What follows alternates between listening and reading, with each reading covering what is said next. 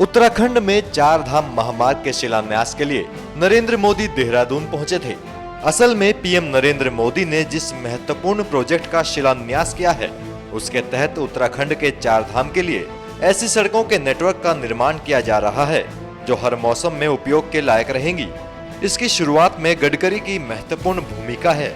प्रधानमंत्री नरेंद्र मोदी ने मंगलवार को उत्तराखंड में एक रैली को संबोधित करते हुए केंद्रीय सड़क परिवहन, राजमार्ग व जहाजरानी मंत्री नितिन गडकरी को आधुनिक श्रवण कुमार का दर्जा दे दिया। उत्तराखंड में चार धाम महामार्ग के शिलान्यास के लिए गडकरी के प्रयासों की तारीफ करते हुए पीएम ने तो यहां तक कह दिया कि भविष्य में लोग श्रवण कुमार की तरह ही नितिन गडकरी को याद रखेंगे। कि मोदी जी आपने आते ही क्यों शुरू नहीं किया?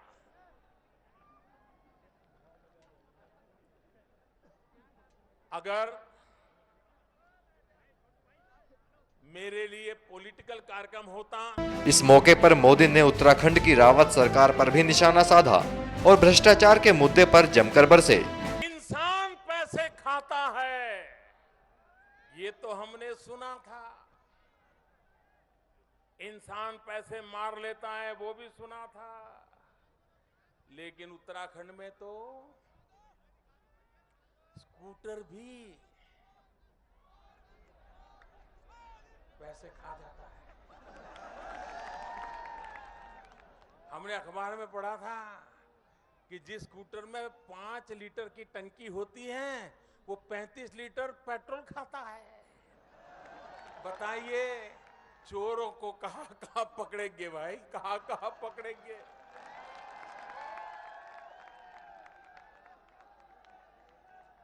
इंसान तो चोरी करता था, उत्तराखंड में स्कूटर भी चोरी कर रहा था सरकार की।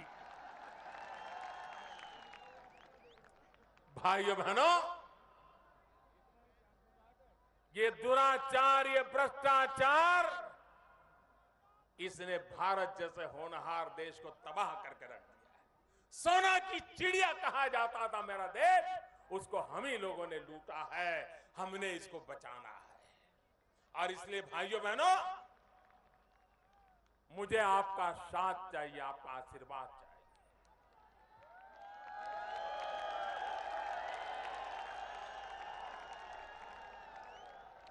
और मैंने आपको कहा था, मैं ये जानता हूं आपको काफी तकलीफ हुई है। तकलीफ कम नहीं हुई है, बहुत तकलीफ हुई। लेकिन उसके बाद भी यह देश ईमानदारी की लड़ाई लड़ने के लिए आगे आया। इससे बड़ा देश का सौभाग्य क्या हो सकता है?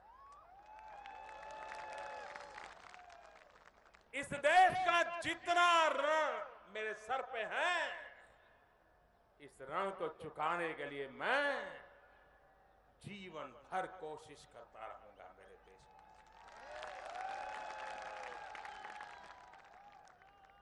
क्योंकि अगर देश को आगे बढ़ना है तो लूट खसोट बंद होनी चाहिए भाई, ये बेईमानी बंद होनी चाहिए। ये भ्रष्टाचार, ये काला धन, ये जाली नोट, आतंकवाद, ड्रग माफिया, ये जाली नोट का खेल खेलते थे।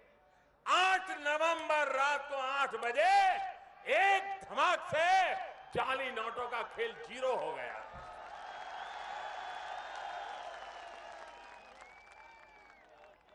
आतंकवाद, ड्रग माफिया, ह्यूमन ट्रैफिकिंग,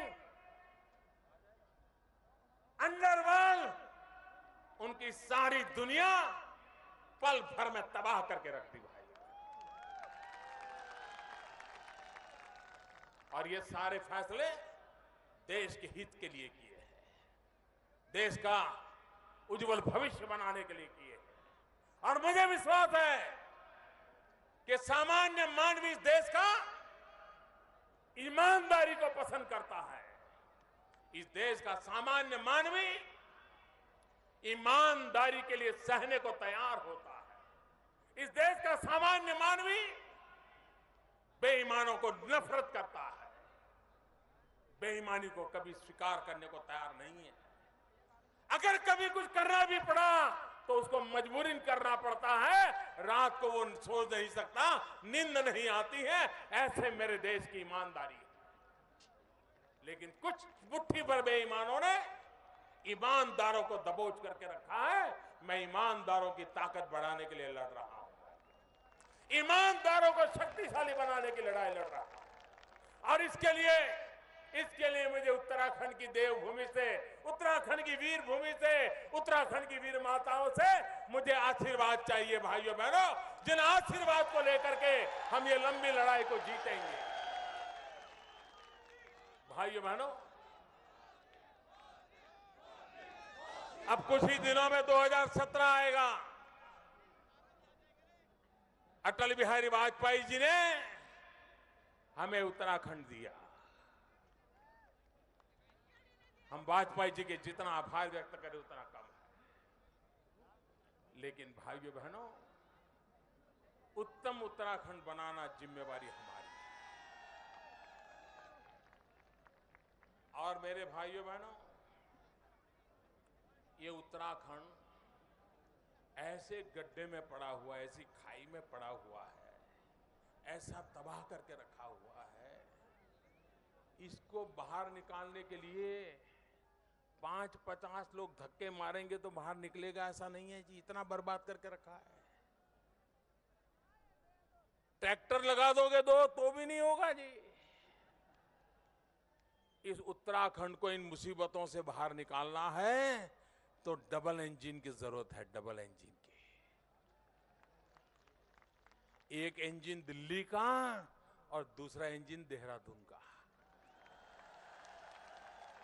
अब दिल्ली में तो आपने इंजन बना दिया है, देहरादून में आप बीजेपी का इंजन लगा दीजिए। आप देखिए, देखते ही देखते दोनों इंजन लग जाएंगे, दिल्ली वाला, देहरादून वाला, दोनों इंजन लग जाएंगे। उत्तराखंड को तेज गति से आगे बढ़ेगा। ये मैं आपको विश्वास दिलाने आया हूं कि मोदी जी, आपने आते ही क्यों शुरू नहीं किया?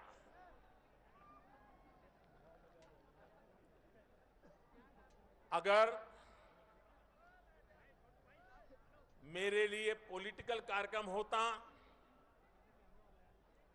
सिर्फ जनता जनार्दन की आंखों में धूल झोंकने वाला कार्यक्रम होता, तो मैं पहले ही दिन आकर के 2 गाड़ियां खड़ी कर देता और कहीं डामर बामर लगा देता तो लोगों को लग जाता कि चलो काम शुरू हो गया। ऐसा तो हर सरकारों ने किया है, हर मुख्यमंत्रियों ने किया है। अभी तो शायद कहते रोज कर रहे हैं।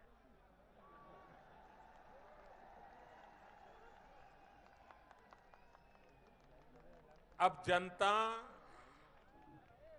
ये राजनेता समझ ले, वो जमाना चला गया।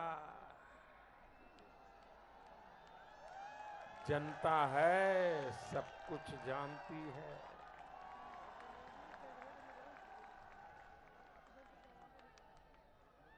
बिना बजट को पत्थर गाड़ते जाओगे तो क्या योजनाएं बनेगी क्या?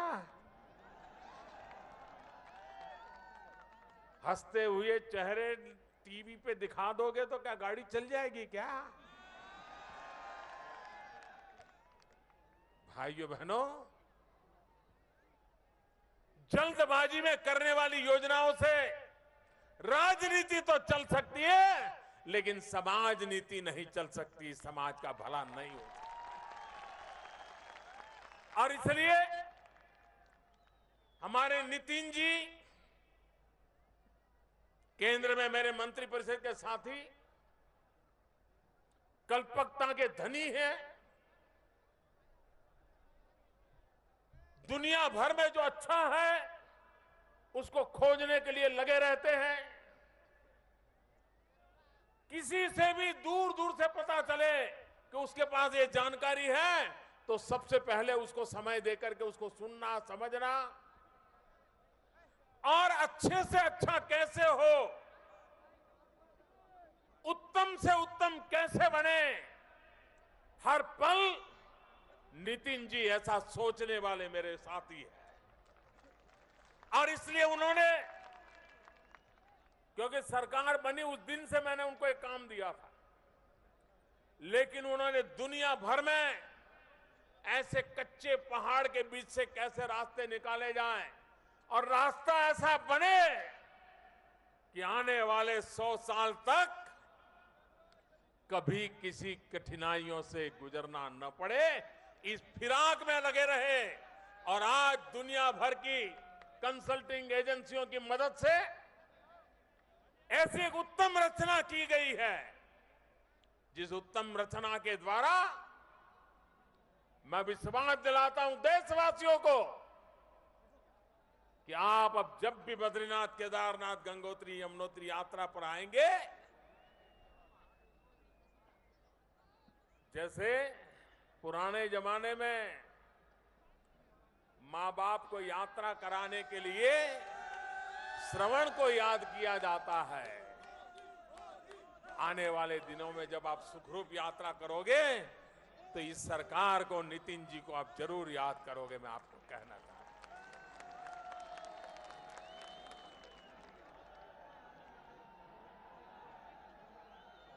और जब सड़क बनती है तो सिर्फ गाड़ियां दौड़ती ऐसी नहीं है,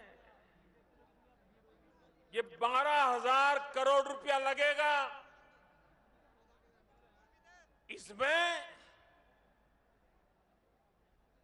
जो सीमेंट लगता है, टार लगता है, पत्थर लगते हैं, उससे ज्यादा उसमें पसीना लगता है।